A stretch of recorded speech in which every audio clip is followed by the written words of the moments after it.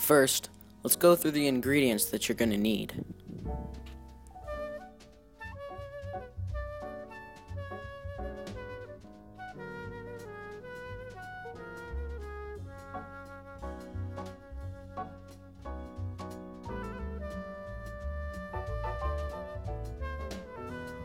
Make sure to buy Dutch processed cocoa powder. For the recipe, you're going to need 1 cup.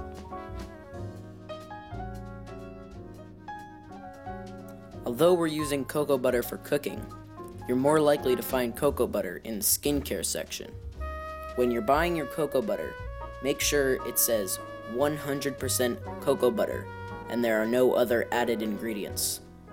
It's even better if it says something like food grade, because then you can be absolutely sure that it's edible.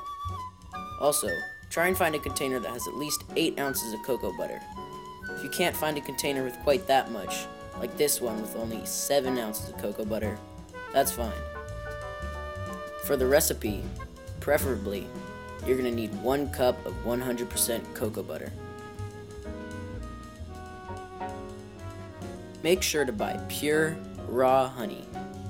For the recipe, you're going to need half a cup. And of course, regular household vanilla extract. For the recipe, 1 teaspoon. Since your cocoa butter comes solid in a container, we're going to have to melt it down first. Heat up a few inches of water in a pot.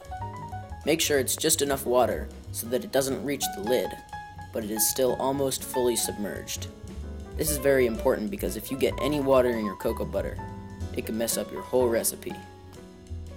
Now, the point of that was so that you wouldn't have to spend 20 minutes hacking at your cocoa butter to get it out of the jar. When your cocoa butter is looking a little bit melted down and easier to get out of the jar, set up a double boiler with 1 inch of water in the bottom and put your cocoa butter in the top half. Set the double boiler to medium heat and let the cocoa butter melt completely. While your cocoa butter is melting, measure out 1 cup of cocoa powder. Or if your cocoa butter container was only 7 ounces like mine, measure out almost 1 cup of cocoa powder, just to keep the proportions right. Also, measure out half a cup of your raw honey. When your cocoa butter has completely melted, pour in your cocoa powder, honey, and vanilla, and mix until all ingredients are even and you have a nice chocolate paste. This mixture may appear on the watery side, but stick with it. Then, pour your mix carefully into molds of your choice. I chose small cupcake molds. Let the chocolate harden in the refrigerator.